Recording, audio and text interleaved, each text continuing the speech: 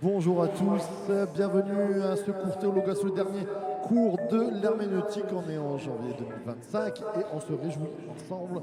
Je prends ma grosse Bible. D'ailleurs, une Bible que je vous conseille, la Bible Archéo, qui est très très sympa, que j'ai découvert cette année et qui est sympathique pour tout ce qui est études bibliques, même lecture au quotidien. Alors, lecture au quotidien, la grande problématique que j'ai avec cette Bible, c'est que oui, il y a beaucoup d'à côté, beaucoup de commentaires, donc on perd un petit peu, enfin on perd du temps, non, on en gagne, mais on découvre des choses magnifiques, mais on lit un petit peu moins de Bible, on va dire. Alors, bienvenue à chacun d'entre vous qui nous rejoignez après ou qui faites les cours en direct. Alors, je ne sais pas, je n'ai pas branché pour voir qui il y avait avec nous ce soir, mais bonsoir à tous, tout le monde, voilà. Merci à ceux aussi qui sont en présentiel ce soir. Sur la Côte d'Azur, c'est la pluie abondante, on se croirait en été, et c'est rare qu'il pleuve comme ça en hiver. Bravo, on m'a suggéré de mettre un point de plus à ceux qui sont venus en présentiel, j'hésite. Voilà, le dernier cours sur l'herméneutique, on fera en deuxième heure, enfin à la fin, si on a le temps, une récap un petit peu de tous les cours qu'on a fait. Et en même temps, je voulais conclure ce soir. Donc l'herméneutique, on va passer déjà. Est-ce que je peux avoir l'écran? Je regarde. Voilà, on passe à déjà. Vous vous rappelez des 3 mots de l'herméneutique? C'est quoi? C'est bien, interpréter, expliquer, appliquer. Super. Alors, expliquer, en latin.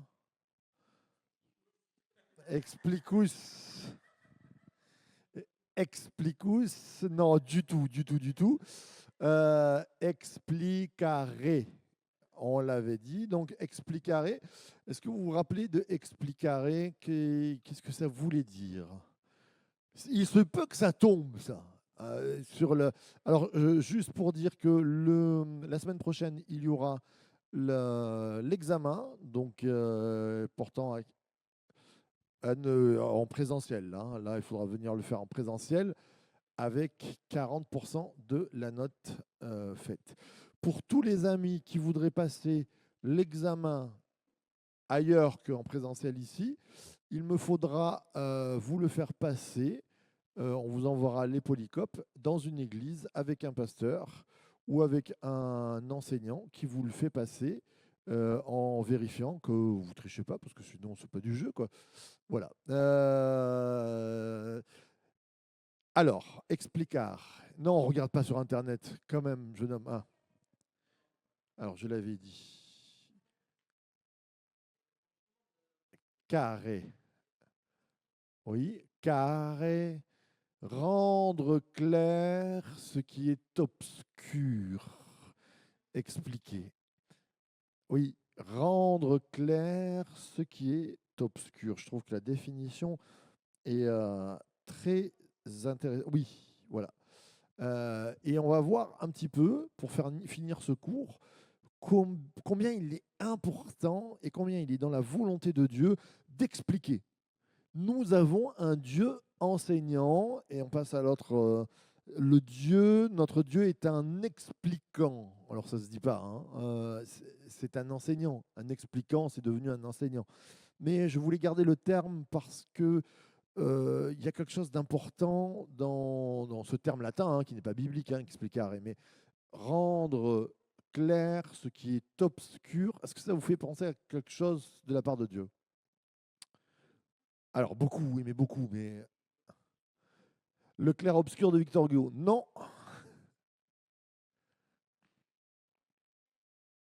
Par rapport à la nature de Dieu, par rapport à ce que Dieu a fait. Et en français, s'il te plaît, que la lumière soit, parce que oui, on a des élèves internationaux, et donc Myriam m'a sorti ça en anglais. Que la lumière soit, mais c'est tout à fait ça. Donc pourquoi je dis que Dieu est un expliquant? Parce que notre Dieu, mais c'est fort ça, la première action qu'il fait, c'est mettre la lumière. Et la lumière dans ce qu'il fait, ça a un sens. Dieu est un expliquant. On ne peut pas enseigner, faire croître, et ça va aller de pair.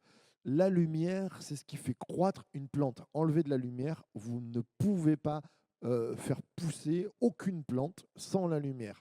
Ce qui veut dire que Dieu est lumière, et il le dit, Jésus, c'est notre lumière, et donc il va faire pousser des choses. Et c'est dans le but de Dieu, il est toujours créateur. C'est pour ça que quand on a, dans les siècles de l'Église, des fois caché la Bible et qu'on n'a pas enseigné, on est allé vers l'obscurantisme. Et je crois que moins on enseigne, moins on explique, plus on va vers l'obscurantisme. Et, euh, et c'est intéressant parce que Jésus, lumière du monde, Jésus est appelé comment? C'est quoi le Jésus, son synonyme? Le Messie, Dieu? Toi, tu devrais le savoir. Non, toi, tu devrais le savoir. Tu t'es pris la tête avec des gens là-dessus. Jésus, je parle. Jésus, parole vivante incarnée. Merci. Euh, Jésus, c'est la parole incarnée. Et donc, je voudrais qu'on puisse regrouper tout cela. Jésus lumière, Jésus parole. La parole de Dieu, pour l'expliquer, Jésus nous l'explique. C'est intéressant. Et en même temps, Jésus dit comment il va nous l'expliquer. Alors, en la lisant, mais aussi quelqu'un d'autre que Jésus qui nous grave la parole en nous. C'est qui? Le Saint-Esprit qui nous rappellera les paroles de Christ. Donc, il nous rappelle la parole. Pourquoi je vous dis cela? Parce que, alors, il y a un écueil dans ce que je vais vous dire, mais il y a une réalité. La réalité, c'est que nous ne pouvons interpréter, expliquer la Bible sans la lumière de Dieu, sans la lumière du Saint-Esprit. Sinon, vous tombez dans quelque chose de stérile. C'est-à-dire que s'il n'y a pas la lumière divine, la plante ne pousse pas. Il y a des théologiens aujourd'hui et des doctrines aujourd'hui de la théologie qui ne font rien croître ni pousser parce qu'il n'y a pas la lumière de Christ. Il n'y a pas la lumière du Saint-Esprit. C'est important ce que je vous dis. Donc quand vous faites un texte, quand vous préparez une prédication, quand vous préparez un enseignement, quand vous recherchez pour vous-même, vous vous remettez dans le Saint-Esprit, par le Saint-Esprit, sous la lumière de Christ. Ça va vous donner quelque chose de vivant. Après, attention, attention, attention, mon écueil, c'est je l'ai reçu, l'interprétation, parce que c'est le Saint-Esprit qui me l'a dit, alors on n'a plus rien à dire. Aïe, aïe, aïe, attention. De ne pas tomber dans ce déséquilibre de dire c'est le Saint-Esprit qui me l'a dit, alors c'est moi qui ai raison. Là, on peut être en danger. Donc, toujours recevoir le Saint-Esprit, être illuminé par sa lumière, mais attention que de ne pas, comment dire, de ne pas se servir d'autorité, de compréhension en disant c'est le Saint-Esprit qui me l'a dit, il faut comprendre la parole parce que c'est le Saint-Esprit qui me l'a dit comme ça. On peut avoir des problématiques. Et là, on revient sur les bases de l'herméneutique. Comment on interprète la parole? Eh bien, on a plusieurs versets. On ne fait pas une doctrine avec un seul verset. On regarde au contexte, toutes ces choses-là, toutes les règles qu'on a apprises. Mais c'est important. La lumière de Dieu. Je voulais vraiment terminer ce cours en vous disant, Dieu est un expliquant parce qu'il est lui-même lumière, parce que la première chose qu'il a créée, c'est la lumière. Il rend clair ce qui est obscur. C'est bon, ça. On peut le voir on va prendre le texte dans Nombre 12 au verset 7.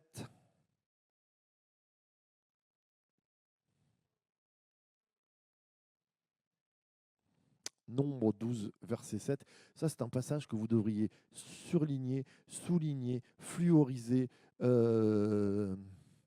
tatouer sur votre biceps. Ça y est, ça commence à parler des tatouages déjà. On est hors zone là. Nombre 12, 7, vous l'avez? Il n'en est pas ainsi de mon serviteur Moïse, qui est fidèle dans toute ma maison. Je parle avec lui. Vous avez quoi comme directement? T'as quoi comme version, toi, mon T'as une Darby, toi? Je forme des disciples. Et la meilleure traduction qui est illisible, c'est bien la Darby. C'est-à-dire, je parle avec lui bouche à bouche. Ben, tout le monde a traduit directement. Mais tellement horrible directement, c'est bien, mais bouche à bouche. Le texte, c'est P al P, donc de bouche à bouche. Qu'est-ce que ça veut dire? Alors, on lit le texte et après je reviens là-dessus parce que c'est tellement beau. Et me révélant clairement, je parle avec lui bouche à bouche, et me révélant clairement et non en énigme. Vous vous rappelez ce que je vous ai dit? Rendre clair ce qui est obscur. Il voit la ressemblance de l'Éternel. Et pourquoi n'avez-vous pas craint de parler contre mon serviteur, contre Moïse? Et la colère de l'Éternel s'embrasa contre eux, et il s'en alla. Et la nuée se retira de dessus la tente. Et voici Marie devint lépreuse comme la neige, et Aaron se tourna vers Marie, et voici, elle était lépreuse. Ouh, gros texte, ça, quand même. Je reviens. Revenons à nos moutons. Myriam. Alors, Marie et Myriam, c'est la même. Hein. Même racine. Voilà. Alors, pourquoi on écrit Myriam et des fois Marie? C'est exactement le même nom. C'est comme quand on écrit Jésus, on aurait pu normalement l'appeler Josué. Mais pour différencier des fois les deux, certains préfèrent dire Myriam, d'autres disent Marie. Ouais, là c'est second, second 21 et qui ont fait ça. Alors, je reviens. De, de vive voix, intéressant. Je vais revenir là-dessus. Je prends déjà la fin de ce texte. Attention, mes frères et sœurs, à ce que l'on dit des enseignants et à ce que l'on... je crois qu'il y a toujours un respect à avoir. Il y a des gens qui vous enseignent, il y a des gens qui prêchent. Et il faut un certain respect, un certain honneur. Là, on a des gens qui se rebellent contre leurs dirigeants. En fait, c'est le frère et la sœur, hein, de Moïse. Hein. Mais à un moment donné, ça ne va pas comme ils veulent, tout ça. Ils n'ont pas réalisé que c'était un oint du Seigneur. Il avait reçu l'onction, et Dieu se met en colère. Mais pour moi, la pire des choses n'est pas la lèpre. Est-ce que vous avez vu dans le texte? C'est pas ça, le pire. Mais qu'est-ce qui se passe? Il s'en alla. Non, mais je trouve ça terrible. Il est parti. Et la nuée est partie. Il y a un verset dans la parole de Dieu qui dit: n'attristez pas le Saint-Esprit. Quelquefois, je trouve que aujourd'hui, je parle pas pour moi, mais je vois quelques églises des fois, je trouve que les hommes de Dieu, les enseignants, sont passés au crible quelquefois, sont mis de côté pour des pseudo-doctrines Internet qui peuvent passer. Et faisons attention quand même comment on parle de nos serviteurs, parce que là, ils pensaient avoir raison et ça s'est mal terminé. Je dis juste ça comme ça. Quelquefois, il y a des personnes qui peuvent être critiquables, mais attention à la manière dont on le fait, parce que là, Dieu n'était pas content. Juste, j'ai dit ça, et puis il s'en alla. Dans le Nouveau Testament, il nous est dit: n'attristez pas le Saint-Esprit. Je pense qu'on attriste le Saint-Esprit dans la désunion.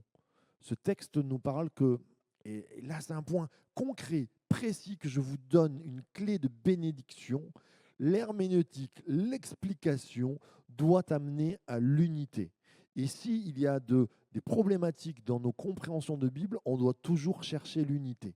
C'est-à-dire que là, Myriam et Aaron auraient dû se dire: on n'a pas compris, on ne voit pas trop, mais on doit chercher l'unité. Ce n'est pas ce qu'elles ont cherché. L'unité, c'est le programme de Dieu, c'est sa construction.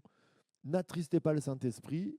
Là, il y a destruction. Je passe là-dessus, mais euh, en vous disant, si Dieu est lumière et que son but, c'est de faire croître par la lumière la parole de Dieu dans nos vies, ce qui détruit n'est pas dans l'explication. L'explication, expliquer, rendre clair. Il y a des choses, des fois, il y a eu des guerres de religion, de destruction. C'est pas divin, c'est satanique pour moi. Tout ce qui vient détruire. Et notre force doit être à l'unité. Alors, excusez-moi, chers amis, là-haut, mais on entend les téléphones portables. Je sais que c'est avec les techniciens, mais c'est un petit peu baissé. Merci. Alors, je continue sur ce qui nous importe. Dieu va dire, je parle avec lui bouche à bouche. Pourquoi je garde ce bouche à bouche? Alors, parce que déjà, l'action du bouche à bouche, à l'époque, on n'en parlait pas. À l'époque de Derby, on ne savait pas. Mais aujourd'hui, vous savez ce que c'est un bouche à bouche. Ça donne la vie. Quand il y a quelqu'un qui fait un arrêt cardiaque, on fait un bouche à bouche. Waouh, le souffle. Il parle avec lui PALP, bouche à bouche. Il y a quelque chose qui est fort sur ce que Dieu veut faire. La volonté de Dieu, c'est de nous enseigner bouche à bouche, nous donner ce souffle de vie.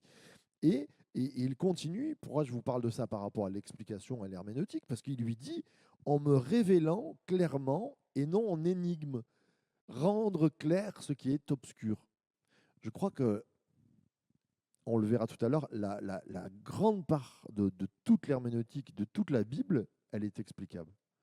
Dieu ne fait pas de secrets obscurs. Non, il veut s'expliquer aux hommes de Dieu et à ceux qui ont soif de lui. Qu'est-ce que vous avez comme traduction, vous?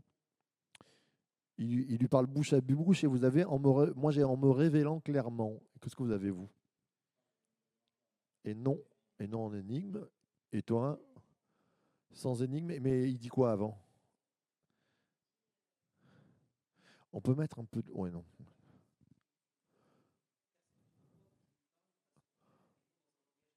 De façon claire. Voilà. Directement, sans énigme. Voilà. Donc Dieu veut parler, dire Dieu est un expliquant, c'est le but de ça. Voilà. Donc pourquoi je parle d'herméneutique? Parce que premièrement, le premier herméneute, c'est Dieu. Le premier enseignant, c'est Dieu.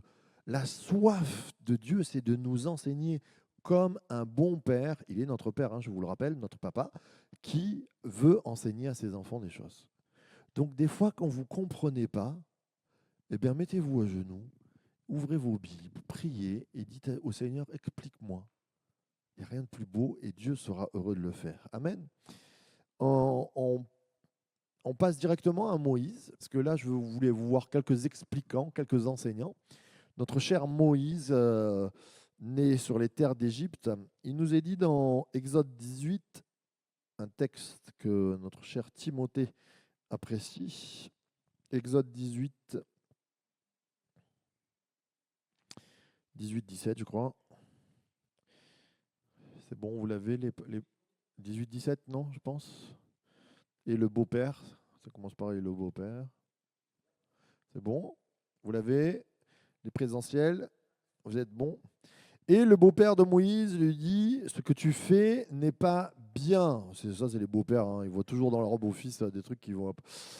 Tu t'épuiseras certainement, toi et ce peuple qui est avec toi, car la chose est trop lourde pour toi, tu ne peux pas le faire seul. Maintenant, écoute ma voix, je te conseillerai et Dieu sera avec toi.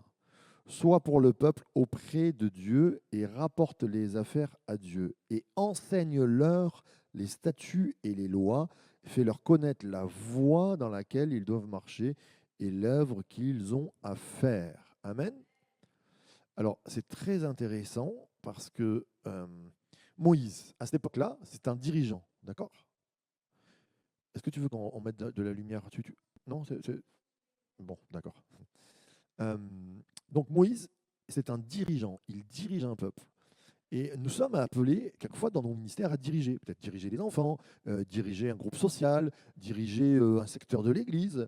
Et Jéthro va lui dire, non mais attends, ok, il y a des choses à expliquer, tu as plein de trucs à faire, tu dois les diriger, mais ton premier rôle, c'est tu dois les enseigner et enseigner la loi, enseigner ce que Dieu t'a donné, transférer, parce qu'il sait, Jéthro, que la vie, elle dépend des paroles de Dieu. Et je crois qu'il est important, vous êtes des petits Moïse, là où vous êtes. Vous allez avoir en grandissant des responsabilités que l'Église va vous donner, et vous allez être en charge de groupe, vous êtes avant tout des enseignants comme Dieu l'est. Vous devez donner, pour moi, un enseignant, il doit donner du sens. C'est pas on fait parce qu'il faut faire, c'est pas on fait parce que je te le demande, on fait parce qu'il y a un sens. Par exemple, moi, j'ai grandi dans les églises et souvent on disait allez, samedi prochain avec les jeunes, on va évangéliser. On aimait trop ça. On prend les prospectus, on va dans la rue, on va distribuer. C'était l'angoisse totale. Mais parce qu'on n'avait pas le sens des fois. En fait, on aurait dit qu'il fallait faire du chiffre, qu'on était une entreprise. Mais le vrai sens, c'est se dire, en fait, pour moi, prospectus, pas prospectus, musique dans la rue, pas musique dans la rue, nous sommes lumière du monde. Et nous allons sur la terre des ténèbres où des gens tâtonnent dans la vie. Ils n'ont pas de lumière. Levez-vous en pleine nuit quand il n'y a pas de lumière. Maintenant, dans nos maisons, il y a des petites veilleuses, il y a les téléphones portables, il y a tout ça. Mais quand tu n'as pas de lumière, mais tu te prends toujours un coup. Alors tu connais bien. Moi, je connais assez bien, j'allume jamais la lumière, je connais bien ma maison. Mais j'ai des enfants. Et des fois, les enfants, ils te laissent un Lego par terre quand tu es pieds nus. Le 2 de Lego, il pénètre bien ta voûte plantaire. Et en fait, dans un monde de ténèbres, les gens se font du mal. Et nous, quand tu vas évangéliser, le sens de l'évangélisation, elle est dans le mot lui-même, évangélisation. Quand on dit aux jeunes, il faut aller évangéliser, merci. Quand on dit aux jeunes, il faut aller évangéliser, c'est pas tu dois faire du chiffre, c'est pas tu dois prouver que tu es chrétien, c'est pas tu dois prouver que tu as raison, rien du tout.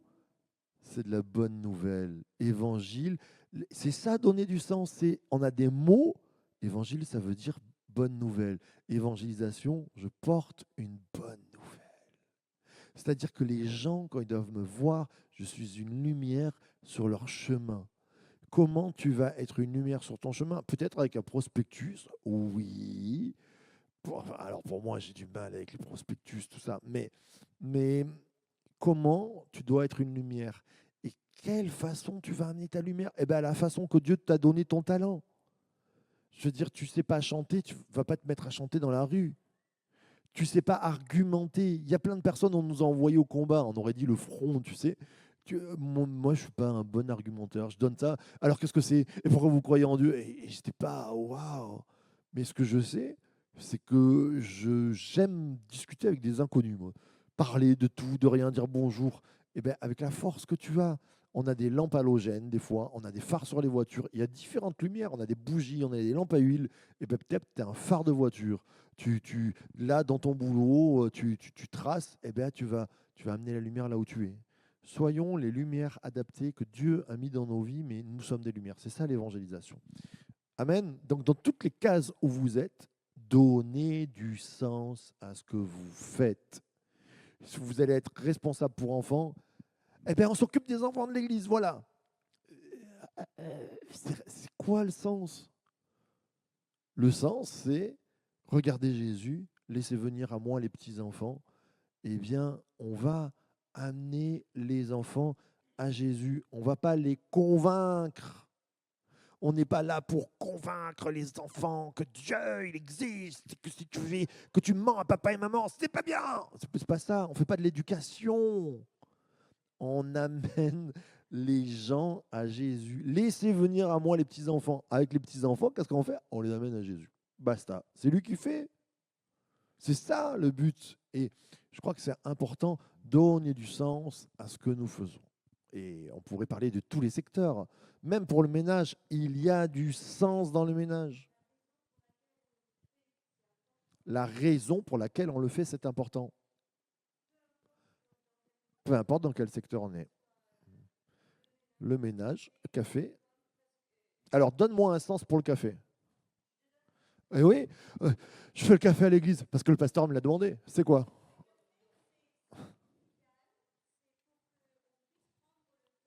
Alors, le café, c'est convivial, c'est pour qu'on puisse prendre le temps, je te répète, pour qu'ils entendent. qu'on ait le temps de se rencontrer, de faire une relation. Oui. Je rentre, je sors dans l'église. Si je n'ai pas cette relation, on est des êtres de relation. Alors donne-moi un verset qui pourrait coller à ça.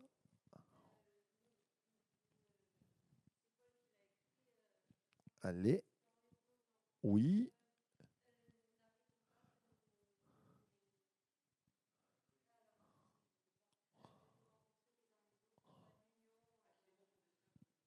Alors, à qu'il est bon pour des frères de demeurer ensemble. Je prends Psaume 133.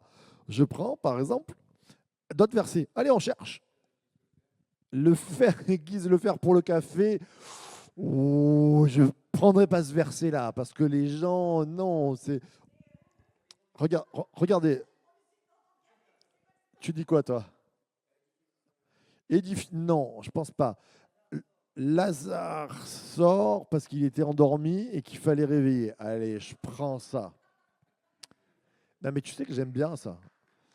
Pourquoi j'aime bien? Parce que le café, concrètement, c'est quoi un café? C'est une boisson chaude, partagée, qu'on offre. Et là, qu'est-ce que dans la Bible, c'est là qu'il faut redonner du sens. Quel verset peut nous donner je vais amener quelque chose de chaud, de chaleureux que j'offre? Est-ce qu'il y aurait un verset qui colle à ça? Je sais pas, je ne l'ai pas, hein, je vous donne. Alors, par exemple, l'enfant qui a donné les 5 pains et les 2 poissons, ouais, ça pourrait rentrer là-dedans, mais un verset plutôt direct qui nous dit fais. Ouais, c'est simple, hein, c'est une base basique, hein. C'est le commandement de Jésus qui nous laisse. Aimez-vous les uns les autres. Mais tu amènes quelque chose que tu offres, c'est-à-dire ton amour. La base du café, elle n'est autre que de aimez-vous les uns les autres. Je ne te connais pas, tu as une tête différente de moi, tu as une culture différente de moi, mais je t'amène ce que j'ai reçu, un café, il y a de l'amour dedans. Oui, oui, oui, faire tout, copier Jésus dans ce qu'il faisait, faire comme Jésus le ferait. Oui, très très bien, très très bien. Bien sûr, être serviteur. Alors là, je prends le deuxième point, et c'est là où je vous ai amené, très bien. On se fait serviteur les uns des autres. Le serviteur, quand un maître rentre, le café, il est prêt, hein. Le maître, il rentre à boisson chaude, repas. Et c'est intéressant que Jésus va dire, c'est qui le plus grand? Celui qui est à table ou celui qui sert? C'est celui qui est à table. Et pourtant, moi, je me suis fait serviteur, Jésus dit. Qu'est-ce que ça veut dire? Ça veut dire qu'il prend les autres comme si c'était des maîtres. Waouh! Ça, dans des églises, on oublie ça des fois. On est des maîtres et on te... Hey, sois content qu'on te donne un café quand même. Non, on t'attend comme un maître, on a tout préparé. Oui, chaque personne est précieuse. Amen, Myriam.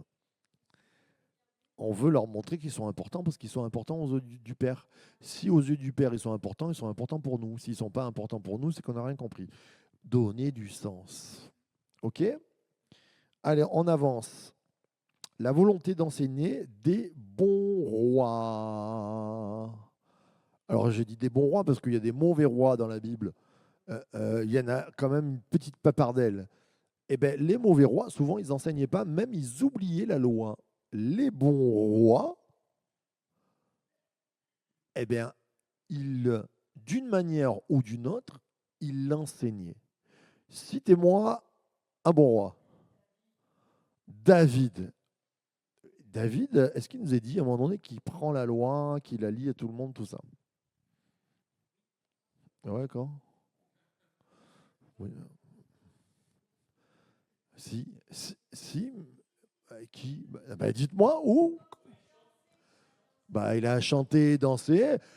Et moi, je trouve qu'il est très charnel. Il sait faire que chanter et danser. C'est un mauvais roi, donc y a-t-il des moments où David, on peut dire, il a enseigné le peuple ou ben oui, où, comment, quoi? Donne-moi du sens. Merci Mika. Ben oui, mais il fait que chanter. Il aurait pu chanter laï, laï, laï, laï. On va prendre le psaume, par exemple, 86. Et je vais vous faire travailler un petit peu pendant 5 minutes. Vous allez me prendre le psaume 86.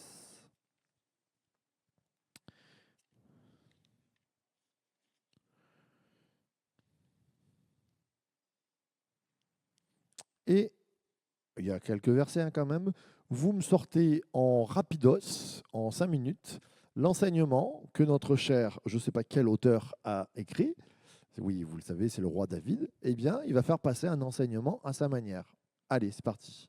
Vous avez 5 minutes. Psaume 86, vous prenez chez vous le psaume 86, non pas une traduction, juste vous sortez, qu'est-ce que David veut nous enseigner au travers de ce psaume?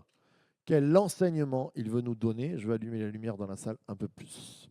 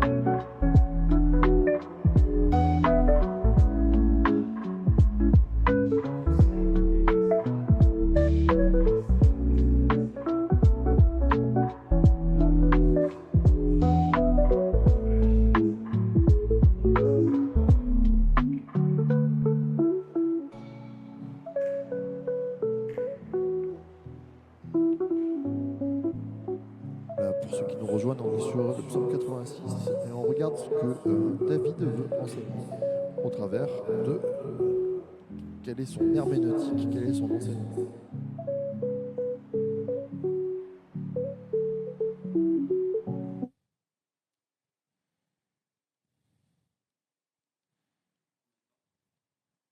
Bientôt terminé.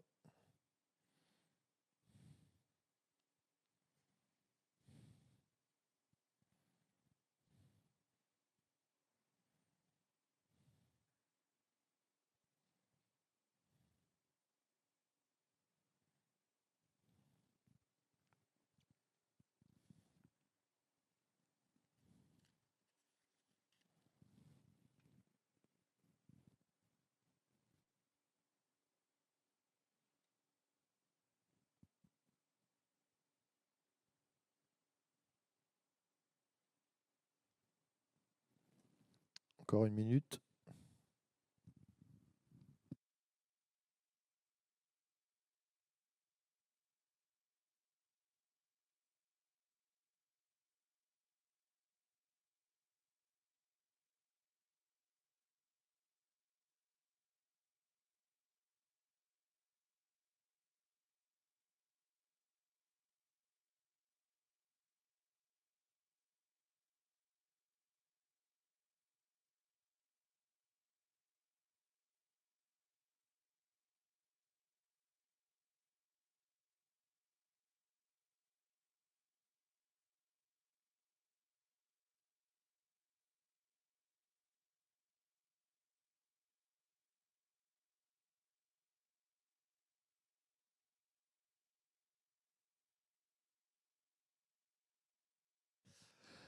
Allez, on va reprendre.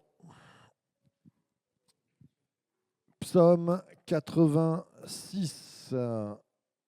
Qu'est-ce que vous pouvez me dire de... Alors, on lève la tête, c'est terminé. C'est pas grave si en... Juste vous dire, l'enseignement... Si je dis, par exemple, souvent j'entends... y a-t-il des herméneutes ou des enseignants dans la Bible? On va me dire Paul. Et dans l'Ancien Testament, on va me dire Esdras, un scribe. Voilà, mais David, on va surtout pas y penser. C'est un homme de guerre. Allez, c'est un petit chanteur. Bah, c'est pas qu'un petit chanteur. Il a écrit des choses extraordinaires. Donc, euh, juste, je veux des mots ou des phrases très courtes pour que je puisse les exprimer. Qu'est-ce que vous relevez comme enseignement que David veut faire passer dans ce psaume, par exemple, Timothée? Alors, il dit de faire appel. Fais-moi plus court là. Faire appel à lui. Donc, qu'est-ce qu'on peut? Tu fais appel à Dieu parce qu'il t'exauce. Alors, c'est un- c'est intéressant, fais appel à Dieu, parce que je trouve que c'est un terme un peu. Qu'est-ce qu'on pourrait dire? Crier, demander, prier. En fait, là, il est en train de dire la base de la prière. Il est en train d'enseigner le peuple et prier parce que Dieu, il agit. Donc là, il y a un enseignement de prière. Alors, prière, c'est un gros mot religieux, mais religieux, ça veut dire relié. C'est exactement ça. C'est la base de la religion. Je suis relié à Dieu parce que je peux m'exprimer, je fais appel, je m'exprime. Base de prière, il donne un sens à ça, il explique ce qu'est la prière. Myriam, il donne beaucoup d'explications sur les caractères. Alors, quels sont les caractères que tu as, caractéristiques? Il est bon, Dieu est... Non mais c'est extraordinaire. On a des... À cette époque-là, et les gens ont peur des dieux, parce ils sont terrifiés. Lui, il dit, nous, on a un Dieu bon, pardonnant, plein d'amour, il est grand. Voilà, il est en train d'enseigner le peuple en disant, eh, Dieu, il est comme ça. Ce que je vous dis, c'est ce que j'ai vécu par mon expérience. Je vous enseigne que Dieu est tout ça. Très bien, autre chose. Tu avais levé la main peut-être? Oui, une relation. Exactement. Alors, on est plus loin que la prière encore. Il y a une confiance, une relation de confiance entre. Il est en train de dire, non mais c'est fort, c'est du Nouveau Testament. Souvent on dit dans l'Ancien Testament, vous savez, les hommes et les femmes, ils étaient loin. Du tout. David, il est en train de dire, moi j'ai une relation de confiance quotidienne, je m'appuie sur Dieu. Attention, je fais une petite aparté, c'était joli ça, sur la compréhension qu'on a de l'Ancien Testament. Ça, c'est un peu comme le Moyen Âge. Quand vous prenez en France, le Moyen Âge, c'est l'obscurantisme, c'est la fin du monde, c'était l'horreur. Ça, c'est parce que on a un pays qui s'est basé sur le siècle des Lumières, la Révolution française, tout ça. Donc on a dit tout ce qui est avant la Renaissance, il n'y a rien. Mais c'est pas vrai. Mais Moyen Âge, il y a eu de très belles choses. Ben là, c'est exactement pareil. Les gens souvent disent le Nouveau Testament, l'Ancien Testament, les gens, ils étaient loin de Dieu, ils comprenaient rien, il n'y avait pas de relation entre Dieu et les hommes. Faux, faux, archi faux. C'est un livre de relations. Dans le Nouveau Testament, il y a des gens aussi qui étaient loin. Ananias et Saphira, il y a eu du jugement, il y a des morts. Enfin, il n'y a que 60 ans de vie, mais on voit que... Voilà, donc attention aux comparaisons qu'on fait. Dieu est le même hier, aujourd'hui et pour demain. Amen. La relation de confiance. D'autres choses qu'on peut tirer d'explications? Roman, tu voulais dire quelque chose? Merci, c'était le point que j'attendais absolument. Le Dieu de grâce. Il nous présente le Dieu de grâce. Oui? Ah mais si. Pourquoi ça a du sens? C'est sur ce que je viens de dire. C'est que les chrétiens pensent que la grâce est apparue avec Jésus et avec le Nouveau Testament. Pas que. Si Dieu ne fait pas grâce, il n'y a pas Noé. C'est-à-dire la terre, elle est rasée. Si Dieu ne fait pas grâce, il n'y a pas une alliance arc-en-ciel dans le ciel pour dire jamais plus. Il y a de la grâce de Dieu tout le temps. Alors elle se développe à 100% avec Jésus-Christ, mais la grâce de Dieu, David, il la vit. Elle- Alors, est-ce qu'on peut dire que la grâce s'accomplit en Jésus? Oui. Ce que je vais dire, c'est que elle devient en tout cas, c'est la loi qui a accompli. C'est pas la même chose. C'est la loi qui a accompli, et ce qui nous gracie de la loi, c'est Jésus. C'est-à-dire que le sacrifice parfait, avant, la grâce, c'était je demande pardon, mais je fais un sacrifice. On n'a plus besoin de sacrifice. En lui, on est. Oui, Romain? D'accord. Ok. D'autres points que vous avez relevés dans le texte? Oui, Mika?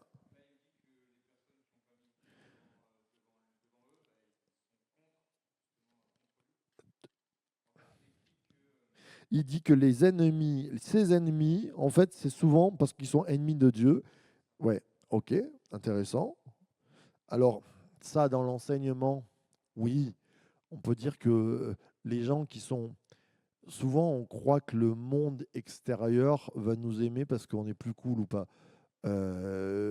Entre Satan et l'Église, il y a toujours une inimité. Et si les gens ne sont pas à Dieu, on risque d'avoir des inimitiés, c'est sûr. Ok? Oui? Bien, où ça? Quel verset? Le verset 11, enseigne-moi tes voies éternelles. Verset clé, cœur du texte, c'est que Dieu est notre enseignant premier. Très bien. Ben, vous voyez, donc, rien qu'avec ça, avec ce texte-là, vous pouvez faire 3 mois de prédication.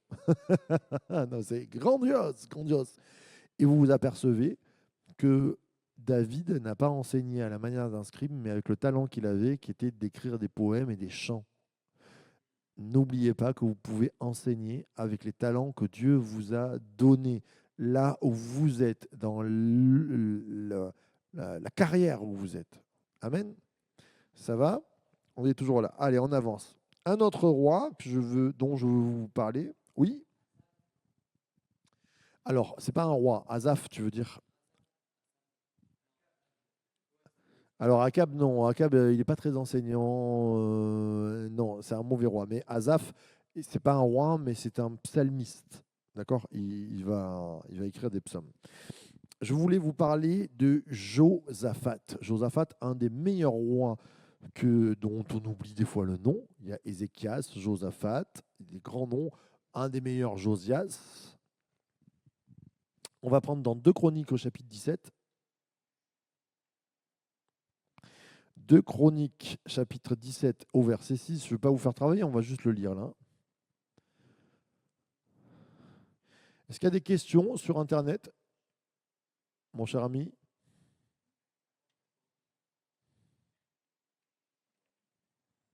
Il s'est endormi. Non, mais non, Guillaume n'est jamais endormi. Il est comme le Seigneur, il ressemble au Seigneur, il ne dort ni ne veille. Il n'y a pas de questions, il y a juste des... Il est le Dieu qui pardonne. Ah, très très bien. Ah ben, il est le Dieu de grâce. Merci. Dans le psaume, il y avait beaucoup de choses. Il est le Dieu. Qui c'est qui a dit ça? Gérard, GG, bien sûr, parisien de mon ancienne église. Je te fais des gros bisous. J'espère que tu vas mieux parce qu'il a été malade. Et Gérard nous dit il est le Dieu qui pardonne. Mais ça, c'est pas que néo-testamentaire, c'est pas que le Nouveau Testament. Il est le Dieu qui pardonne. Mais si on n'a pas ça, vous vous rendez compte? Là, il est en train d'expliquer au peuple par des chants qu'ils apprenaient par cœur. Il est le Dieu qui pardonne. Il peut te pardonner. Oui, alors le verset, bah, tu regarderas, tu le chercheras. 2 Chroniques, chapitre 17, verset 6, il nous est dit, donc c'est Josaphat qui il prit courage, c'est Josaphat prit courage dans les voies de l'Éternel, c'est un roi donc, hein. Et de plus, il ôta de Juda les hauts lieux et les Achéras, c'est-à-dire les divinités étrangères.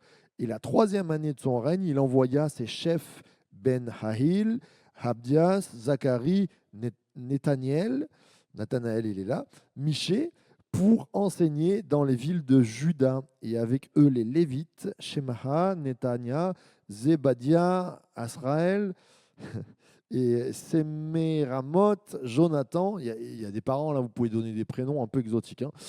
Adonijah, Tobijah, Tob-Adonijah, Lévites, et avec eux Élishama, Joram, sacrificateur. Et ils enseignèrent en Juda, ayant avec eux le livre de la loi de l'Éternel, et ils firent le tour de toutes les villes de Juda et enseignèrent parmi le peuple. Ça, c'est juste génial. On oublie ces petits versets. Parce que quand il est 7 heures du matin, que tu lis ta Bible avec routine, et là, déjà, tu arrives au nom, tu dis, oh, j'en peux plus, et tu passes sur l'essentiel. C'est pour ça que c'est bon d'étudier la parole, des fois, hormis la lecture quotidienne. Je dis, la lecture quotidienne, elle doit nous faire du bien, elle doit nous nourrir, mais il y a quelquefois des moments d'étude que tu dois avoir, et ça, c'est plus clair. Donc là, on voit un roi, Josaphat. Qu'est-ce qu'il fait, Josaphat? Il s'aperçoit, c'est quoi le constat, Michael? C'est qu'il y a eu des cultes étrangers. S'il y a eu des cultes étrangers, c'est que il y a des problématiques qui vont être enseignées. Si on t'enseigne, écoute, c'est super bien de boire de l'alcool, tu dois boire 1 litre depuis des années, attention, qu'est-ce que ça va donner? Par exemple, nous, on a une culture de l'alcool en France, que on va gérer différemment l'alcool, et c'est très intéressant ça. Vous prenez les États-Unis, je prends juste, l'alcool a été interdit pendant un moment. Quand elle est revenue, il y a eu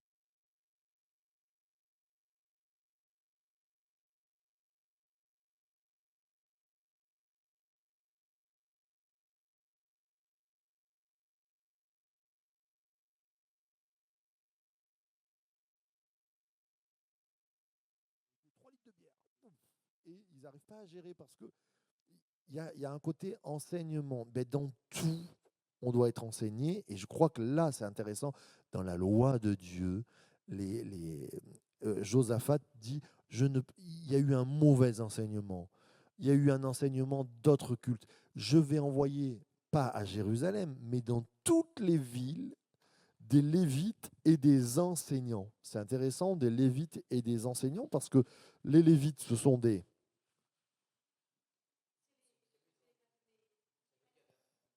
Donc, plus facile que sacrificateurs, ce sont des prêtres. Il envoie les prêtres, mais pas que, il envoie des enseignants aussi.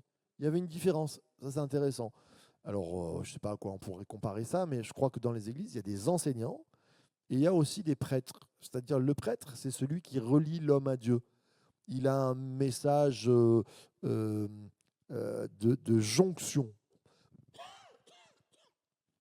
L'enseignant, celui qui va expliquer. Donc il y avait des explications et il y avait aussi les prêtres. Et ça dans toutes les villes. Je crois que dans tous les secteurs de l'Église, dans tous les recoins, on doit enseigner. On doit aller de l'avant. Oui, Roman, tu voulais poser une question?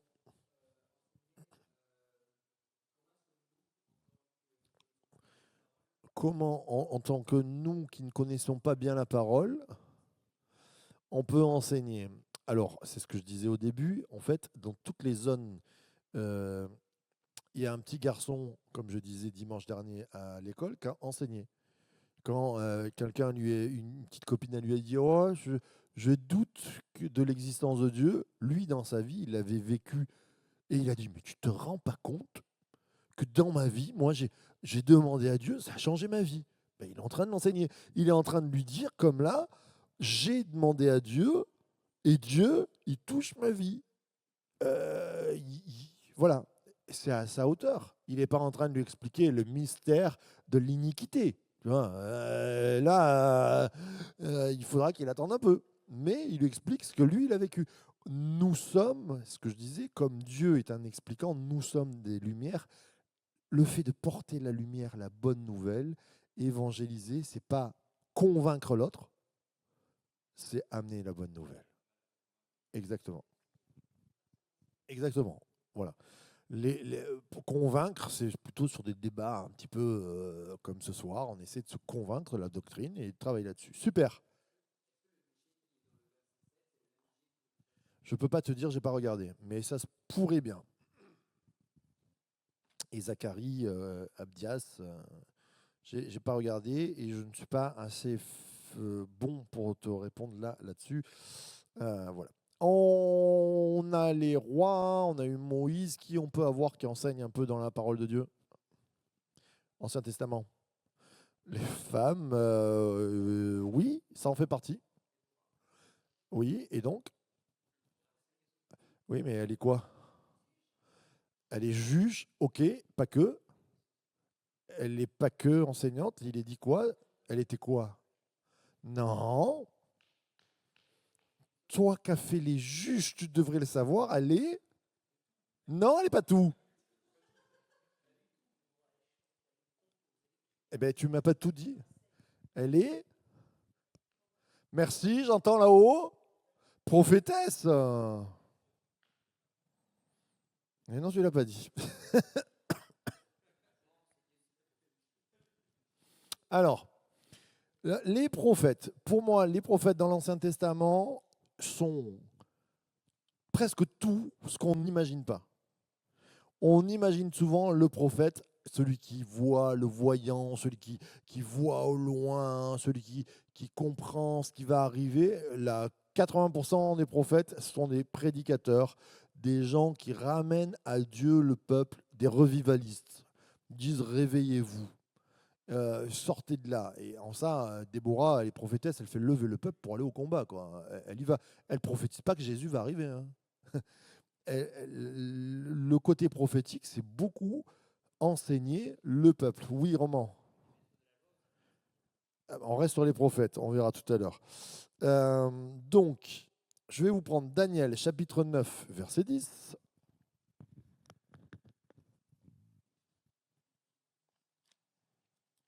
Daniel, chapitre 9 et au verset 10. Allez, allez. Non, non, non, à lire juste. Daniel, chapitre 9, verset 10. Et alors, il y en a qui ont des Bibles, mais ils cherchent. Hein, là. Alors, Daniel, chapitre 9, verset 10. Vous l'avez? Ah. Nous n'avons pas écouté la voix de l'Éternel, notre Dieu, c'est Daniel qui dit ça, pour suivre ses lois qu'il avait mises devant nous par ses serviteurs, les prophètes. Donc les prophètes étaient là pour rappeler la loi. Souvent on se pense, ah ouais, le prophète, non, non, non, non, non, que nenni, il rappelait la loi, il faisait réveiller la conscience de la loi, combien c'était important dans le rôle du prophète de faire cela.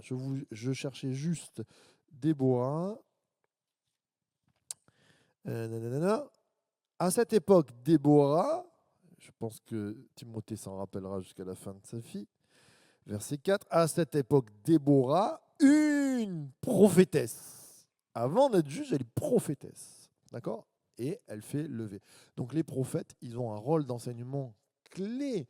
Il y a des livres entiers, c'est de l'enseignement. Oui, après, en fait, on est resté bloqué sur Ézéchiel, par exemple, où il a des visions hyper puissantes, tout ça, de l'après. Mais la plupart des prophètes, je vous rappelle que pour les juifs, les prophètes commencent à quel livre je vous l'ai enseigné? Pas du tout avec nos prophètes à nous, mais ça commence à... Je devrais le... Bien. Eh bien, bravo, Roman. Josué. Et parce que Josué est considéré comme un livre prophétique, Josué étant un peu comme un prophète. Josué, il n'est pas roi, il n'est pas... Tu vas me le faire en allemand et en anglais aussi. Josué, Joshua. Ben, Josué, le livre de Josué, juste après Moïse. Ça commence là, les prophètes commencent là, euh, chez les Juifs. Oui, c'est bien ça, n'aie pas peur, t'inquiète pas. Eh non. Eh bien, pourquoi Josué, il n'y a pas beaucoup de prophètes dans le livre de Josué. Pourquoi Josué est prophétique et pourquoi je dirais même que Josué est un prophète?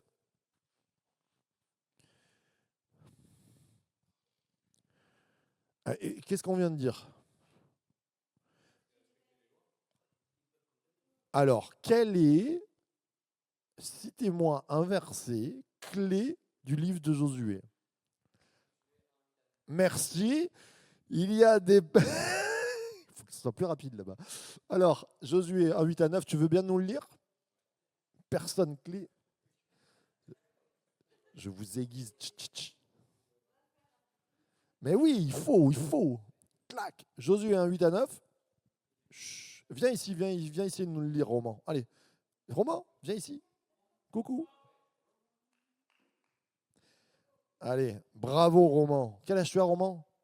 17 ans, il nous a sorti le verset clé. Oh, purée. Bonjour. Que ce livre de la loi ne s'éloigne pas de toi, médite-le jour et nuit pour agir et avec fidélité, conformément à tout ce qui est écrit, car c'est alors que tu auras du succès dans tes entreprises, c'est alors que tu réussiras. Ne t'ach- Amen. Dieu lui dit, le livre de la loi, tu vas le méditer jour et nuit. Pourquoi faire? Juste pour avoir... Mais parce qu'il va le renseigner derrière. Il va amener, il va vivre le peuple. Donc, et il va... Alors, il est prophétique dans l'enseignement, il est prophétique dans l'action, parce que c'est lui qui fait rentrer le peuple dans le pays de Canaan. Il est prophétique encore plus parce que son nom, c'est Jésus. Il a le même nom que Jésus. Josué, c'est Jésus. Et dans l'image qu'il donne, il est prophétique là aussi. Oh, bon, je vais arrêter, sinon on va prêcher là-dessus et sur Josué. Bon, pour vous faire comprendre que les prophètes, ça commence pas qu'avec Ésaïe, ça commence dès Josué. Tous ces livres-là qui viennent nous parler, jugent, c'est prophétique à 100%. Il y a des prophètes, mais il y a des enseignements. Bah, Déborah, les prophétesses. Très bien. On passe aux scribes. Est-ce qu'on peut se poser la question, est-ce que c'est une bonne ou mauvaise situation d'être scribe? Je vous laisse y répondre. Mais on va lire, oui, mon cher.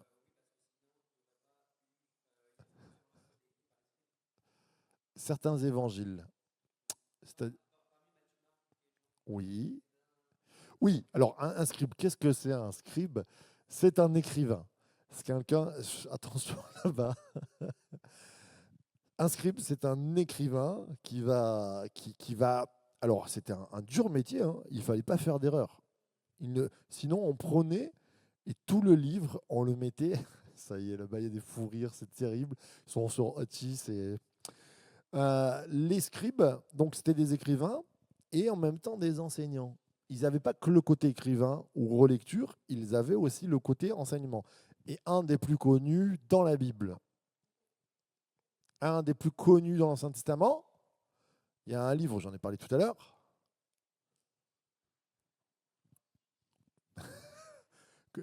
Tu l'as sorti comme ça Ah, ma maman l'a sorti, bravo, ma petite maman. Esdras, le scribe par excellence, qui a remis la parole de Dieu. Il nous est dit, Esdras, chapitre 7, verset 10, car Esdras avait appliqué son cœur à étudier, à mettre en pratique la loi de l'Éternel et à enseigner au milieu d'Israël.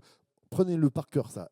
Esdras 7.10, cherchez-le avec moi, on va le lire ensemble, parce que c'est un verset clé. Esdras, après, oui. C'est pas Esdras qui est... Oui, oui. Et ils sont ensemble, hein. Esdras, Néhémie, ils sont ensemble. Oui, oui, oui. Qui a rappelé la loi, tout ça, bien sûr, bien sûr. Avec Zoro, Babel, il y a des... Oui,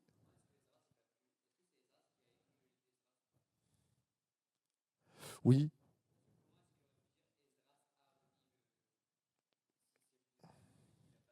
Ah, alors, est-ce que c'est un scribe euh, Ouais, ça se faisait aussi, je pense. C'est une tournure de style, mais Tu vois, en racontant l'histoire, on raconte l'histoire d'Esdras. Est-ce que c'est l'école d'Esdras? Est-ce que c'est les massorettes qui étaient avec lui? Bon, on n'est pas là pour ça, pour en parler. Voilà. Mais tu sais, il y a des textes, par exemple, Josué, quand il meurt, comment il peut écrire sa mort? Non, c'est qu'à un moment donné, il y a plusieurs auteurs quand même. D'accord? La plus grosse partie d'Esdras, c'est Esdras. Mais il y a plusieurs parties d'Esdras, oui.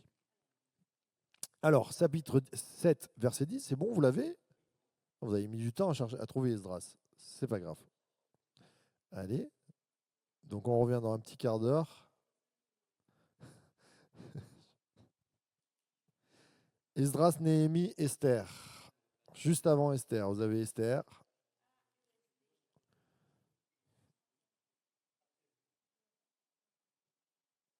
Après les chroniques, vous avez les 2 Samuel, roi, chronique, dans vos Bibles. Esdras. Enfin, Ruth Esdras. Ouais.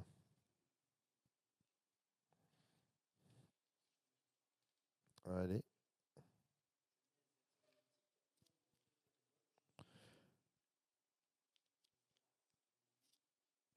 On est bon? Non, on n'est pas bon.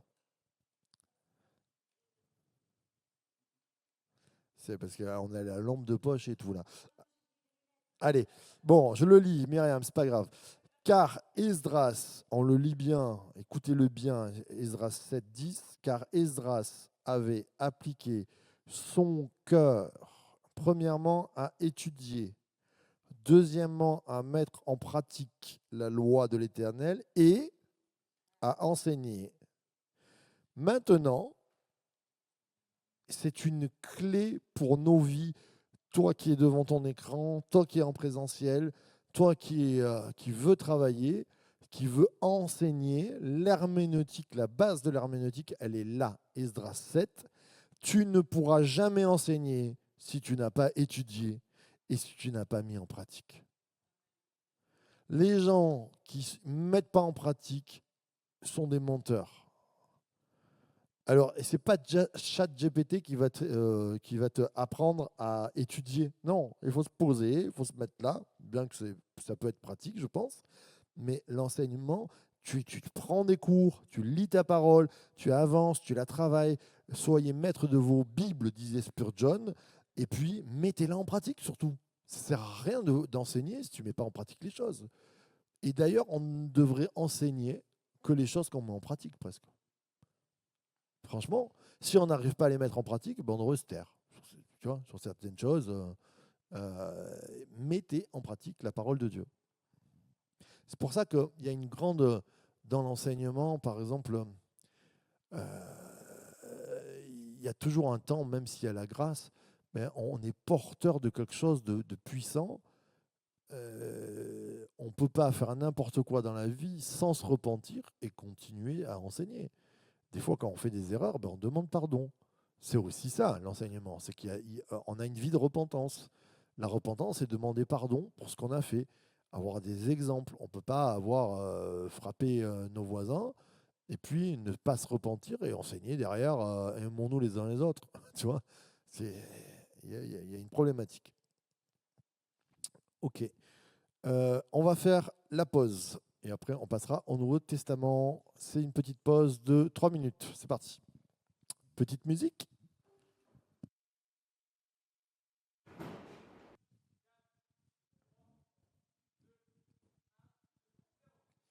Voilà.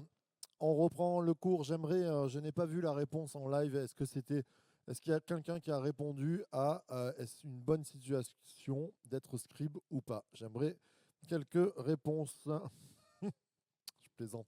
En fait, comprendront ceux qui comprennent. Alors, maintenant, dans le Nouveau Testament, on a bien sûr Jésus.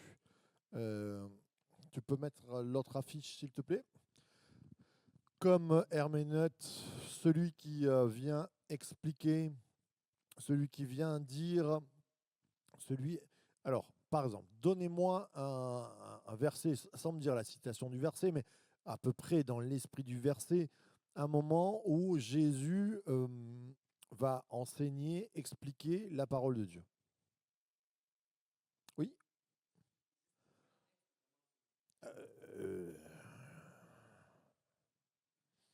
Dire un texte ou enseigner, oui.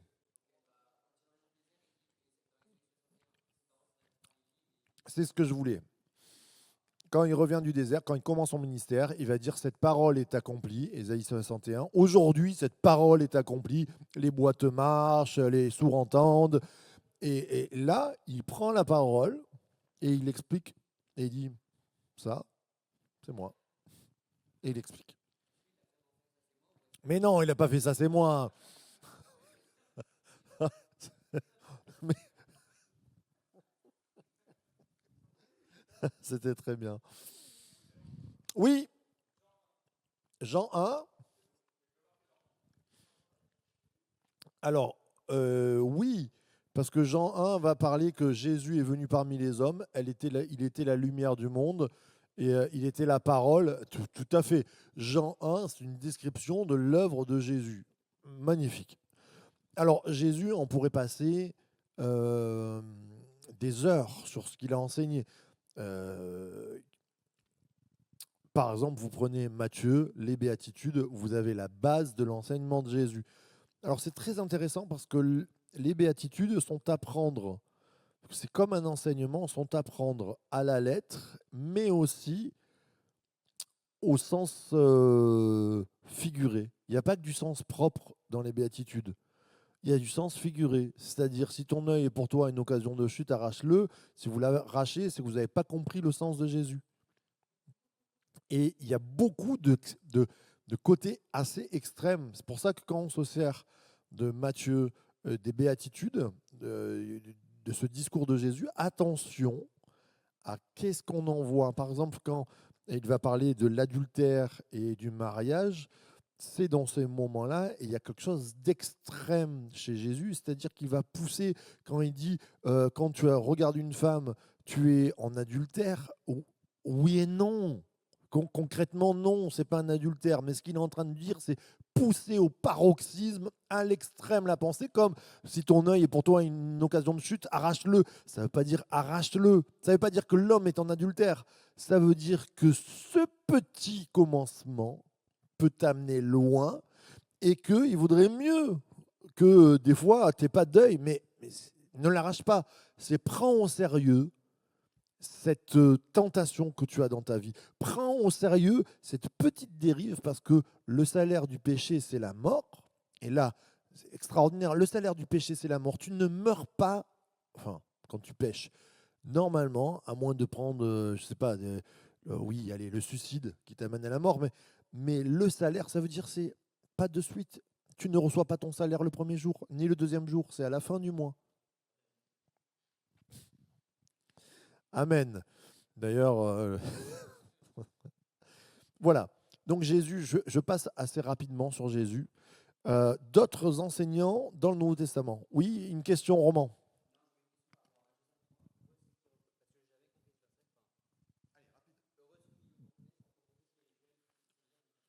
Heureux. Ah non, tu veux dire heureux les pauvres en esprit, car le royaume des cieux est à eux. Alors, explique-moi. Eh bien, tu cherches une explication. Qu'est-ce que ça veut dire les pauvres en esprit? Roman. Allez, vous avez une minute. Qu'est-ce que c'est le pauvre en esprit? Non, mais c'est bien. Il faut réfléchir. Le ptokoi du pneuma. Le ptokoi, c'est le SDF. Le pneuma, alors c'est ou l'esprit de Dieu, ou l'esprit dans notre intelligence. Alors, les personnes simples, je ne pense pas que ce verset dise heureux pardon.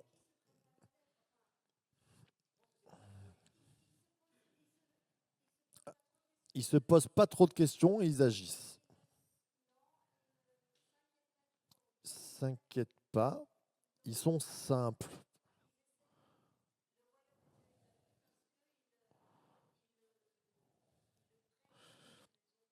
Le royaume des cieux est à eux parce qu'ils ont confiance tout simplement.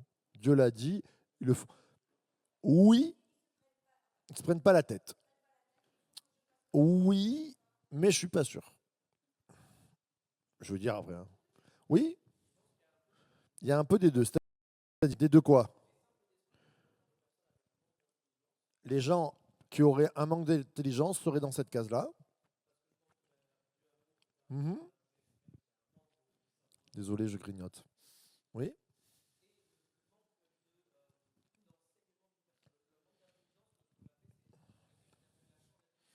Quelqu'un qui n'a pas eu aussi la chance d'être enseigné bibliquement, tu voudrais dire.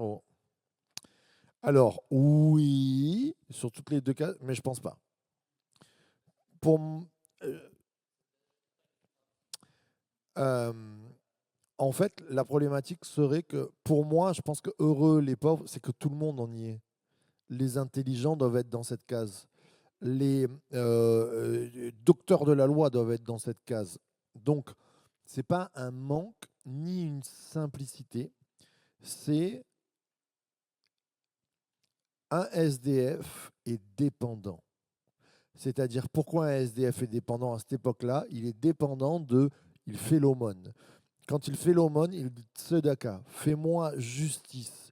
Donc les dépendants, les ptokoi, c'est heureux les dépendants de l'esprit. C'est-à-dire que dans mon positionnement, quoi qu'il arrive, en fait, si c'est un simple d'esprit, c'est-à-dire un imbécile, mais qui se croit, qui ne comprend pas qu'il est dépendant, il est pas dans cette case-là. C'est pas la bêtise là qui est parlé, ou la simplicité, c'est la dépendance.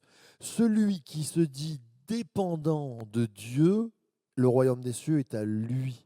Et c'est pas forcément simple dans le sens de dire je suis simple, je prends ça à la lettre. Je crois pas, parce que tu peux être compliqué, mais être dépendant de Dieu, de dire je dépends.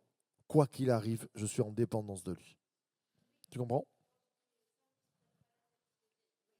Oui, mais en fait, ils se prennent pas la tête. Je connais des gens qui se prennent pas la tête.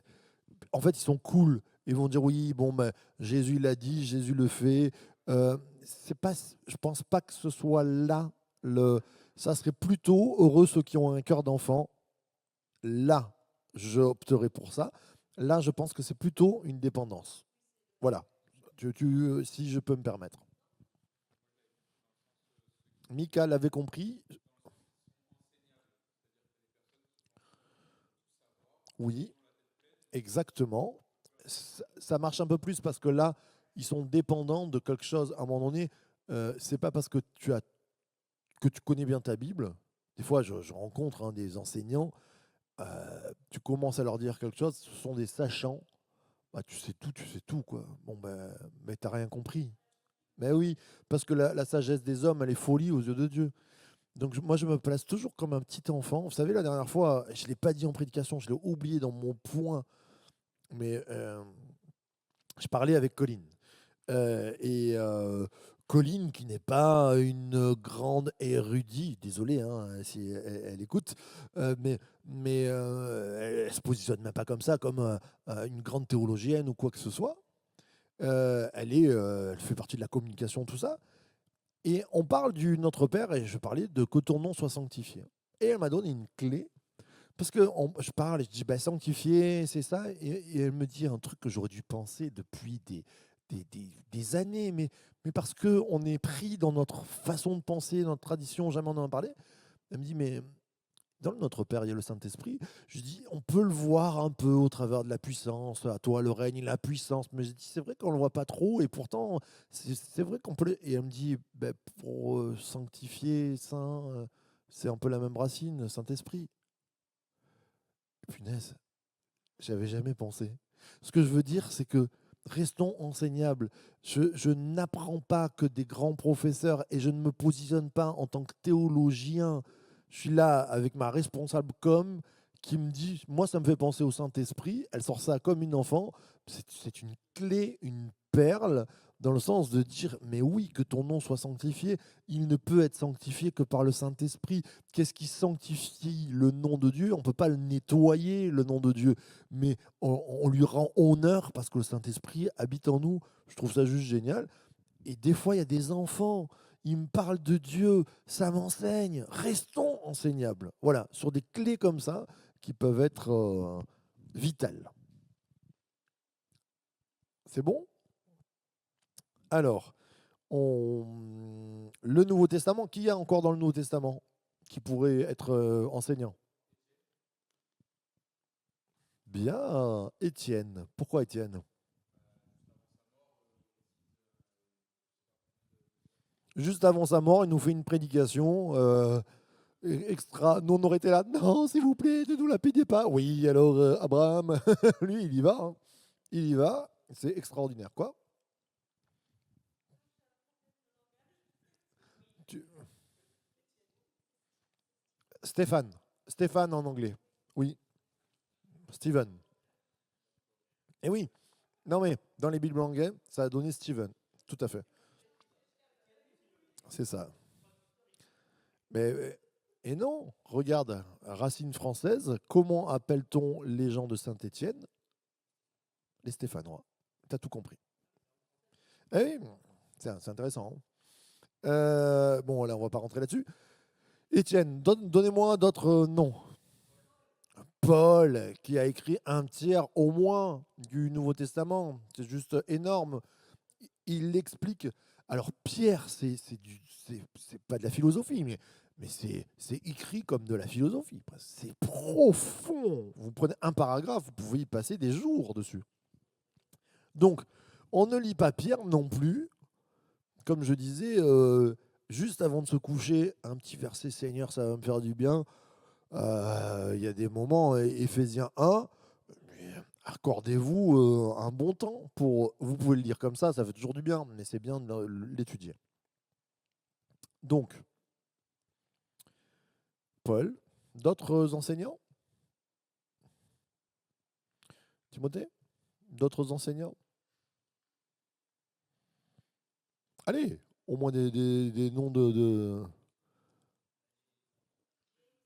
Eh ben, Jacques, l'épître de Jacques. L'épître de Jacques, c'est un enseignement extraordinaire. Oui, tout à fait. Exactement. On est bien. Alors, on va parler. Est-ce que je peux avoir l'autre voilà. La pensée du mystère révélé. Ça, dans toute la Bible, et surtout avec Paul dans le Nouveau Testament, il y a une pensée. Il va souvent avoir le mystérium, le mot mystère. Et le mot mystère dans la Bible n'est pas ce que l'on entend nous en français. Quand je te dis c'est un mystère, bah ouais, c'est un truc caché. Mais dans la pensée biblique, le mot mystère est toujours quelque chose de caché qui doit être révélé. Ok? Vous pigez ce que je dis? Vous comprenez? Dans le sens que le mystère, il a toujours un but, c'est qu'il va y avoir une révélation quand même derrière. C'est pas un secret qui doit rester caché éternellement. Par exemple, vous avez Éphésiens 3,9 et de mettre en lumière pour tous les hommes comment se réalise le mystère caché de toute éternité en Dieu qui a tout créé par Jésus-Christ. Le mystère caché de toute éternité, eh bien, il nous a été révélé par Christ. Et il va parler beaucoup de mystères. Alors, je tourne la page et je vous mets quelques mystères, les mystères principaux que Paul va étudier et que la Bible, le Nouveau Testament vont étudier. Le mystère du mal, par exemple, que les théologiens appellent le mystère opaque. Il reste, le mal, Satan, reste un des mystères les moins élucidés par la Bible. C'est-à-dire qu'on va en parler, même Paul il va parler, le mystère de l'iniquité. L'iniquité, qu'est-ce que ça veut dire? C'est un péché avec une gradation plus forte, c'est-à-dire c'est le péché terrible, ultime, méritant la peine de mort dans l'Ancien Testament, l'iniquité. D'accord? Donc, allez, je vous prenez une minute pour écrire, après on en parle. Je vous vois noter. Mystère du mal, mystère du gouvernement de Dieu, mystère du parler en langue, mystère des secrets de Dieu, mystère de la personne et la gloire de Christ, mystère de Christ et l'Église, mystère de la marche du croyant sur la terre, mystère du royaume et bien sûr le mystère du retour de Christ. Vous avez 1 heure. Je vous laisse copier.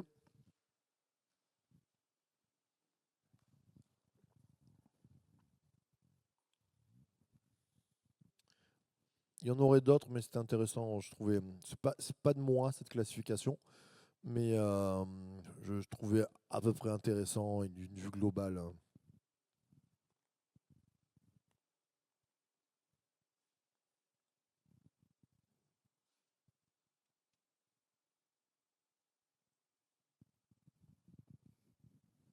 Je vous laisse les noter et on en parle ensemble.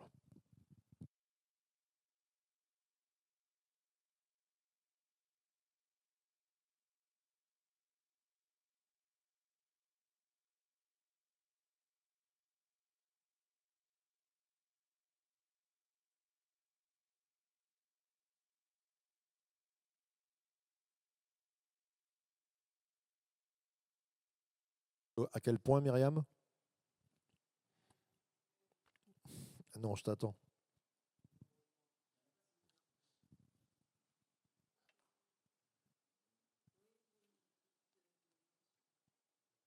Allez, 1 minute pour les copier. Ça, c'est bien. Par exemple, ce sont des thématiques que vous pouvez travailler, qu'un pasteur stagiaire doit travailler. Pas peut, doit. Donc, ce sont des clés que nous devons connaître dans le sens où ce sont des mystères. Si ce sont des mystères, c'est qu'ils nous ont été révélés en grande partie. Donc, comment on fait? Comment on y travaille? Le mystère du retour du Christ, il n'est pas révélé. On ne sait pas la date et l'heure, mais il est à venir. Il y a des pistes. Ok, c'est bon. Dans cette classification, les moins importants sont au début parce que, enfin, pour certaines choses. Donc, je parlais du mystère du mal, mystère opaque chez les théologiens, parce que Dieu n'exprime pas tout à fait, il n'exprime pas du tout pourquoi Satan. Hein. Alors, vous allez me dire, mais si, Ézéchiel 18, Ésaïe 14, le contraire. Il nous est dit, il est tombé, il a amené le tiers des anges avec lui, il était chef de la louange, et puis on peut comprendre que c'est Satan, c'est sûrement une image de Satan, mais il nous parle du roi de Tyr quand même. Donc c'est au travers de la vie d'un homme, la prophétie semble se décaler et tomber sur Satan en fait. C'est-à-dire qu'on parle d'un homme, le roi de Tyr, tchlac, et ça ressemble à Satan quand même. Il était appelé l'astre brillant. Donc, on a du mal à capter le mystère de Satan. Pourquoi Satan? Enfin, si Dieu est tout-puissant, pourquoi n'a pas avoir détruit Satan? On aurait été quand même un peu... Pourquoi Satan? Et vous avez la question de Job. Il dit, mais pourquoi je souffre? Et Job ne sait jamais qu'entre Dieu et Satan, il y a eu un discours, il y a eu un dialogue. Pourquoi il le laisse faire? Eh bien, Dieu va répondre à la fin. Et la réponse est parce que il vient le voir et lui dit, mais tu comprends quelque chose, toi, la création? Non, tu comprends pas. Tu étais là quand j'ai formé la biche qui est féconde et... Non, tu n'étais pas là. Et il lui dit, tu étais là, le Léviathan, quand... Et là, on a quelque chose de satanique avec le Léviathan. Et il lui dit, il a été créé. Ah ben, on est bien beau. Et là-dessus, si vous n'êtes pas croyant, c'est révoltant même. Le mystère du mal est révoltant. Mais Dieu, et Job finit en disant, avant mon oreille avait entendu parler de toi, maintenant mon œil te voit. Je crois que nous n'avons pas à comprendre certains mystères, mais que de voir Dieu, nous comprenons qu'il nous aime, qu'il est un Dieu bon. C'est ça le sens aussi de l'herméneutique qu'on disait dans le psaume tout à l'heure 86 de notre cher David. Quoi qu'il arrive, je ne comprends pas tout, je ne comprends pas ma vie des fois, mais Dieu est bon et ça change la donne. Amen. Le mystère du gouvernement de Dieu. Alors, le gouvernement, dans le sens, c'est un mystère, les anges, les archanges qui interviennent, toute cette puissance, l'armée céleste de Dieu, tout. Et en même temps, la gouvernance qu'il donne à des hommes aussi, pourquoi il y a des ministères et des choses comme ça. Les mystères du parler en langue, ça, il va en parler. Euh, Paul va dire, ils disent des mystères devant Dieu. C'est pour ça qu'il va dire dans l'Église, plutôt que parler en langue, moi je suis très paulinien, par exemple, j'aime pas trop parler pendant les célébrations de messe, de culte. Je sais qu'il y a des églises où on parle fortement en langue et on développe ça. Alors, dans des réunions de prière, oui, mais dans la célébration, je suis plutôt paulinien. Paul va dire je parle en langue plus que vous tous, mais dans la Bible, dans la messe, le moment de culte, le moment de dimanche matin, de Shabbat, quand il rentre quelqu'un, il vaut mieux qu'il entende une parole prophétique dans sa langue et qu'il comprenne ce qui se passe plutôt que. Voilà. Et s'il n'y a pas de traduction, exactement. Mais il y a des mystères qui sont entre nous et Dieu. C'est ça que j'aime à dire, c'est que le Saint-Esprit il dit des mystères que moi-même je ne comprends pas dans ma vie des fois. Mais il veut guérir mon cœur. Et ça, c'est bon, ça. Des fois, des choses que. Les mystères des secrets de Dieu, il y a des secrets qui sont dévoilés, qui ont été dévoilés. Les mystères de la personne et de la gloire de Christ, alors ça, c'est le plus gros mystère, c'est-à-dire Fils de Dieu qui meurt pour l'humanité, Fils de Dieu, Dieu qui se fait un mix de Dieu et d'humain. Extraordinaire. Euh, Alors pourquoi je vous dis mystère? C'est pas des mystères comme ça. C'est Paul qui va pas mettre le mot mystère sur toutes ces cases-là, hein, d'accord? Le mystère de Christ et l'Église, c'est-à-dire l'époux et l'épouse, il va appeler ça un mystère. Mystère de la marche du croyant sur la terre, mystère du royaume et mystère du retour du Christ. Voilà. Tout ça, c'est des thématiques. On pourrait en faire un cours en entier. Un jour, peut-être, on fera le cours des mystères. Ça pourrait être bien. Hein.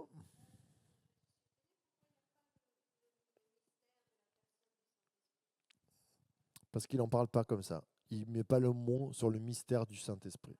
D'accord? Mystère, là par exemple dans Éphésiens 6, on l'a lu tout à l'heure, le mystère caché de toute éternité en Dieu qui a tout créé par Jésus-Christ, de mettre en lumière pour tous les hommes comment se réalise le mystère, c'est l'Église là. Il parle de l'Église. Il est en train dans Éphésiens, il dit ça se réalise, la vie de l'Église, de l'assemblée locale, ça se réalise, c'est un mystère. Voilà. Le Saint-Esprit, il n'appelle pas ça un mystère. Allez, et pour terminer, maintenant, on a vu, donc cette partie-là, ce cours-là, c'était vraiment pour faire un point sur que toute la Bible et Dieu lui-même est un enseignant, rendre clair même les mystères, pour rendre clair ce qui est obscur. La Bible sert à ça, Dieu veut ça, le Saint-Esprit en nous veut nous enseigner, l'Église a un rôle d'enseignant, comme on a vu dans ces rois qui envoyaient dans toutes les villes pour enseigner. Nous sommes des mini-enseignants parce que nous sommes la lumière de Christ. Nous portons la lumière, nous portons un enseignement. J'aimerais entendre un grand Amen, Amen et Amen. Allez, on finit par un tout petit récap parce que la semaine prochaine, c'est l'examen. Tan, tan, tan, tan. Alors, qu'est-ce qui se passera? Je vais vous donner cet examen et puis à la fin de l'examen, je vous donnerai les lectures à lire pour combler ce cours. Vous avez jusqu'à fin juin pour lire les au moins 200 pages que je vous donnerai à lire d'un bouquin ou de plusieurs bouquins, et aussi une dissertation d'environ 8 ou 10 pages dans une certaine police, pas en police 15, mais en police 11 ou 12, sur un sujet qui vous sera proposé. D'accord? Plusieurs sujets qui vous seront proposés. Et voilà. Et normalement, on est en train de faire passer ça, enfin, sûrement, si certains regardent ça en 2026-2027, ils seront crédités pour des crédits ECTS, normalement à la base de 4 crédits ECTS, qui est quand même plus ou moins intéressant. Il y a 24 heures de cours, plus le travail que vous fournirez derrière. Et ça, nous le faisons en relation avec l'école EBL d'Antibes. Merci, mon cher Thibaut Lavigne.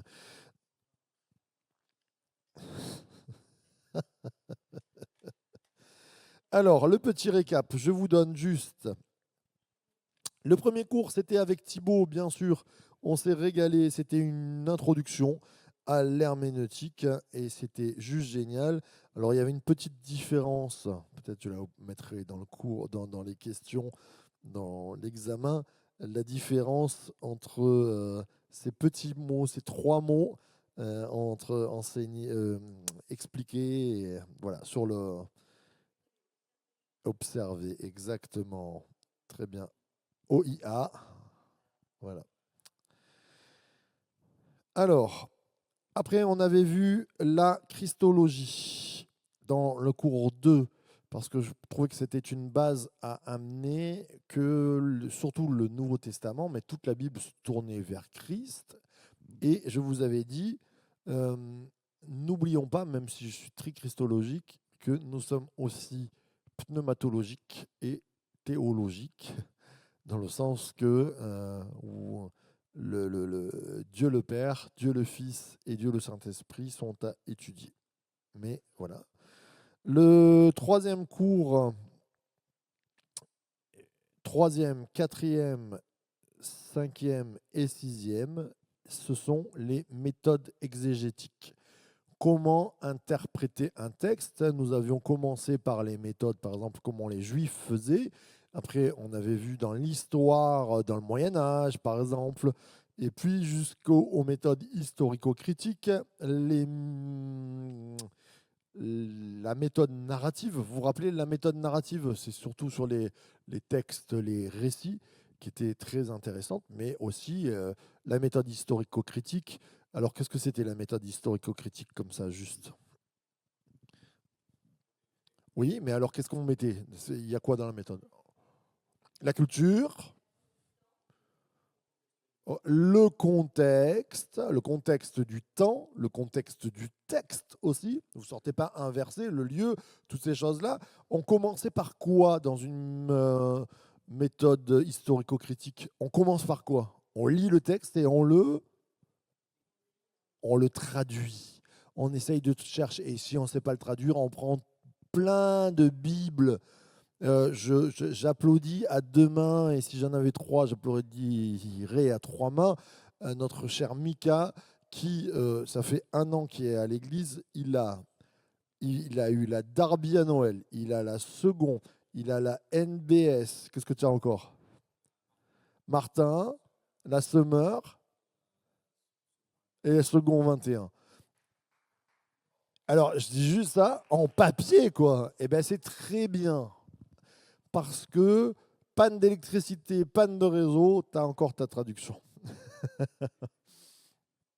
Les méthodes exégétiques, voilà, toutes ces méthodes-là, il faut en avoir un petit peu. Relisez vos cours, regardez un petit peu en gros ce que ça proposait. J'essaierai de ne pas trop faire de pièges dans l'examen. Le 7, la culture hébraïque. Là, on avait eu 7 et 8, les cours sur la culture hébraïque de la Bible. On a un cours qui est une terreur avec Jean-Louis, où on est rentré dans des détails que même moi, j'en avais peur. C'était extra. On va parler de la Guémara. Guémara, la numérologie. Toutes ces choses qui font que aussi l'hébreu devient intéressant et même très riche. J'ai bientôt fini. Essayez d'être moins dissipé, chers amis. Et puis, Thibaut était revenu pour un cours, et on avait vu aussi l'approche grecque de la Bible. On avait fait 1 heure de cours sur ça. On pourrait avoir plusieurs heures de cours, mais on en avait pas mal fait. Et puis aussi les outils bibliques, théologiques que Dieu nous donne aujourd'hui, et c'est une merveille, d'où les traductions, d'où les top Bible et tout ça.